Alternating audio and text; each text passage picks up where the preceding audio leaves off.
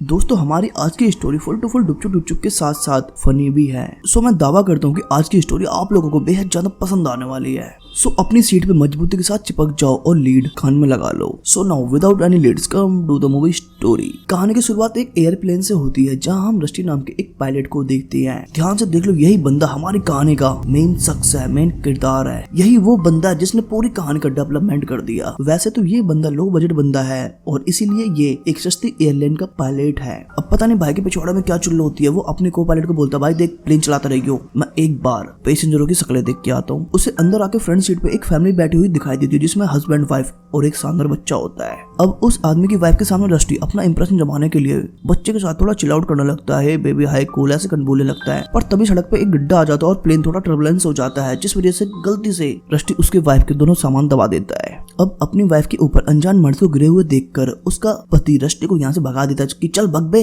Pilot तो होगा, pilot अपने घर का निकल यहाँ से। इसलिए रस्टी भाई साहब अपनी बेइज्जती करवा कर चुपचाप आके अपनी सीट पे बैठ जाते हैं। वैसे दोस्तों रस्टी भाई साहब भी शादीशुदा इंसान है, उनकी एक सुंदर बीवी है और 2 बालक भी हैं। और अपना सारा काम निपटाने के बाद रस्टी अपने घर आते हैं जहाँ हम रस्टी की वाइफ डबी को देखते हैं। अबे डबी कह रहा हूँ भाई, चबी नहीं। जहाँ इन दोनों की वार्तालाप से हमें अनुभव होता है कि अब इन दोनों की शादी में रस नहीं बचा है और रस्टी को तो कई बार ऐसा लगता है कि उसका जल्दी डिवोर्स होने वाला है। इसके बाद हम इन दोनों के बच्चों को देखते हैं जिसमें बड़े वाले का नाम होता है जिम्स। वो भी काफी ज्यादा शर्मीला होता है और इसी वजह से आज तक वो लड़कियों के पास नहीं जा पाया, ना उनसे सही से बात कर पाया और इसी वजह से आज तक उसके जीवन में कोई लड़की नहीं है। और इस छोटे वाले का नाम कैन होता है जो कि है तो खाली लेकिन अपने भाई के लिए बहुत भारी, मतलब लड़ता रहता है उससे वो। अब रस्टी अपनी फैमिली के साथ एंजॉय करना चाहता था, अपनी फैमिली को सुधारना चाहता था, उनके साथ खुशियां बांटना चाहता था। इसलिए वो अपनी फैमिली के साथ एलिवर्ड जाने का एक ट्रिप प्लान करता है जहाँ उसको ऐसा लगता है कि वो अपनी फैमिली के साथ एंजॉय करेगा तो उसकी फैमिली में जो अनबन चल रही है वो दूर हो जाएंगे। इस ट्रिप के लिए रस्टी एक एसयूवी कार जो की बड़ी लग्जरी है उसे रेंट पे लेके आता है और अब वो इस एसयूवी की बढ़ाइयां अपनी फैमिली के सामने करते जा रहा है और इसके नए नए फीचर उसे गिनाते जा रहा है। लेकिन इस गाड़ी की तो उतनी ही बुराइयां सामने आती हैं। फिर तभी पता नहीं वो कौन सा बटन दबा देता है जिससे गाड़ी का गेट खुल के उसे लगता है धड़ाम दिया सी।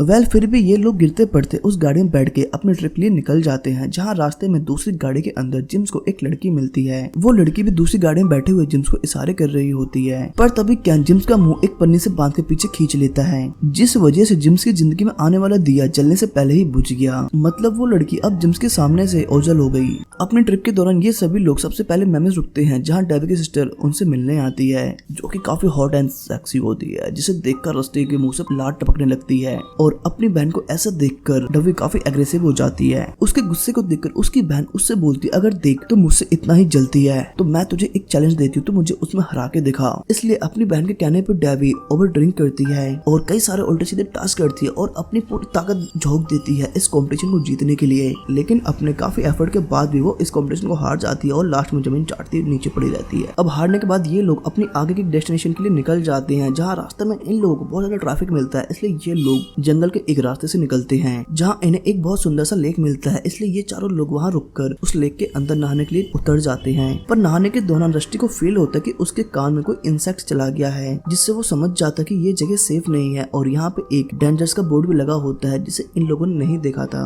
इसलिए ये चारों लोग जल्दी से बाहर निकलकर अपनी गाड़ी के पास आते हैं पर अब तक तो इनकी गाड़ी में रखा हुआ सारा सामान चोरी हो चुका था, बस इनकी गाड़ी को छोड़ के। यहाँ तक कि इनका मजाक उड़ाने के लिए इनकी गाड़ी पे किसी ने स्प्रे कर दिया है और स्प्रे का डिजाइन देखो क्या बना दिया है। अब इन सबसे ये सभी लोग बहुत परेशान होते हैं लेकिन फिर भी यहाँ से निकलते हुए ये लोग टेक्सास पहुँचते हैं जहाँ रस्टी की सिस्टर अपने हस्बैंड के साथ रहती है। इसके कुछ देर बाद रस्टी और डबी अपनी गाड़ी पे बने हुए इस बल्गर से पिक्चर को हटाने की कोशिश करते हैं। अब इन सब के अंदर जाने के बाद रस्टी का जीजा जब रस्टी की गाड़ी पे इस न्यू ग्राफिक कार्ड को देखता है तो उसे ये देखकर ये लगता है कि इन लोगों ने ये जानबूझ के बनवाया है, जिससे वो लोग सोचते हैं कि ये लोग कितने घटिया है, बेवकूफ है यार। अब डिनर की टेबल पे डबी और स्टोन यानी कि रस्टी का जीजा ये दोनों लोग काफी फ्रैंक हो रहे हैं और यहाँ पे इनकी कन्वर्सेशन से हमें पता चलता है कि पहले डबी और स्टोन का अफेयर रह चुका है और स्टोन ने कई बार डबी की दबाई है और डबी अभी भी स्टोन से काफी आकर्षित है। और ये सारे नजारे देखकर रस्टी डबी से काफी गुस्सा होता है और उसे काफी बुरा फील होता है और रूम में जाकर रस्टी डबी से इस बारे में बात करता है पर तभी वहाँ स्टोन आ जाता है, वो भी शर्टलेस। वो जानबूझकर इन दोनों के सामने अपनी बॉडी को दिखाने की कोशिश कर रहा है क्योंकि हमारे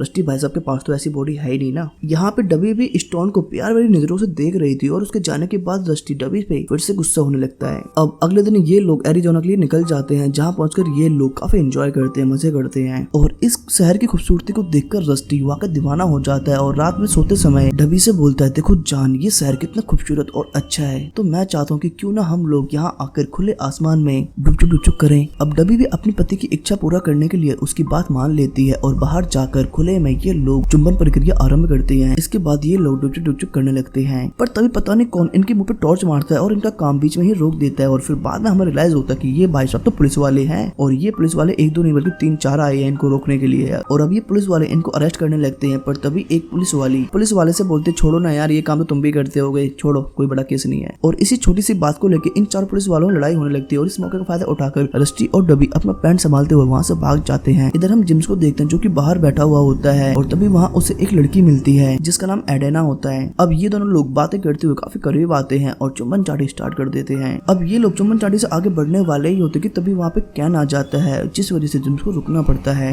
अब अपने काम के बीच में बाहर डालने पर जिम्स को कैन पे इस बार बहुत गुस्सा आती है और वो उसे पेलने चला जाता है। अब ये सब कुछ देखकर एडेना का मन बदल जाता है और वो जिम्स को वहीं छोड़ के अपने मॉडल में वापस चली जाती है। अब नेक्स्ट डे ये लोग ट्रैवल करते हुए एक रेगिस्तान में पहुंचते हैं, जहाँ बीच में इनकी गाड़ी का फ्यूल खत्म हो जाता है, जिस वजह से ये चारों लोग गाड़ी से बाहर निकल आते हैं। इसके बाद रस्टी कई सारे बटन दबाता है, जिसमें पहले तो गाड़ी अपने आप चलने लगती है, इसके बाद ये गाड़ी उड़ने लगती है, यानी कि अपने आप टूटने फूटने लगती है और अचानक से आगे जाके इस गाड़ी में धमाका भी हो जाता है और गाड़ी पूरी खत्म हो जाती है। अब ये सब कुछ देखकर रस्टी को खुद पे काफी गुस्सा आ रहा होता है कि उसके साथ ही ऐसा क्यों होता है और इसलिए वो गुस्से की वजह से रेगिस्तान में जाने लगता है। पर तभी वहाँ रस्टी को एक ट्रक खुद की तरफ आते हुए दिखाई देता है, पर वो ट्रक वाला तो उल्टा ही रस्टी को उड़ाने वाला होता है। रस्टी उससे अपनी जान बचाते हुए भागता है, पर एक जगह आकर ट्रक रुक जाता है और ट्रक ड्राइवर नीचे उतरता है और वो रस्टी को एक रिंग देता है और ये रिंग डबी की होती है, जिस पे वो ड्राइवर बताता है कि ये रिंग मुझे रास्ते में मिल गई थी, इसलिए मैं तुम्हें लौटाने आया हूँ। साथ ही वो ड्राइवर इन चारों को सैन फ्रांसिस्को के लिए लिफ्ट भी देता है। सैन फ्रांसिस्को में रस्टी के मॉम डैड एक बेकरी चलाते हैं। ये चारों लोग यहाँ पे रुकते हैं। रात में रस्टी डबी से बोलता है, मुझे लगता है कि हमारी रिलेशनशिप अब खत्म होने वाली है, जिस पे डबी बोलती कि मैं अभी भी हमारे रिलेशनशिप को सुधारने में काम कर रही हूँ क्योंकि मैं नहीं चाहती कि हमारी रिलेशनशिप खराब हो। इसके बाद ये दोनों लोग अपने रिलेशनशिप को एक और चांस देने का मन बनाते हैं। नेक्स्ट मॉर्निंग रस्टी के डैड ने रस्टी को एक फैमिली कार गिफ्ट की है। इसे पहली बार चलाते हुए रस्टी अपनी फैमिली को रस्टी वर्ल्ड लाया है। अब इसके अंदर आके ये लोग सबसे पहले रोलर कोस्टर ट्राई करते हैं, पर रोलर कोस्टर पे बहुत ज्यादा भीड़ होती है, पर फिर भी ये लोग लाइन में खड़े खड़े शाम को इनका नंबर आ जाता है, पर तभी रोलर कोस्टर को बंद कर दिया जाता है। तो दोस्तों देख रहे हो ना रस्टी की किस्मत कितनी ज्यादा खराब है। पर तभी रस्टी देखता कि उसका को पायलट ईथन अपनी फैमिली के साथ यहाँ आया हुआ है और रस्टी की ईथन से बनती नहीं और सिर्फ 4 लोग ही इस रोलर कोस्टर की राइड के लिए जा सकते हैं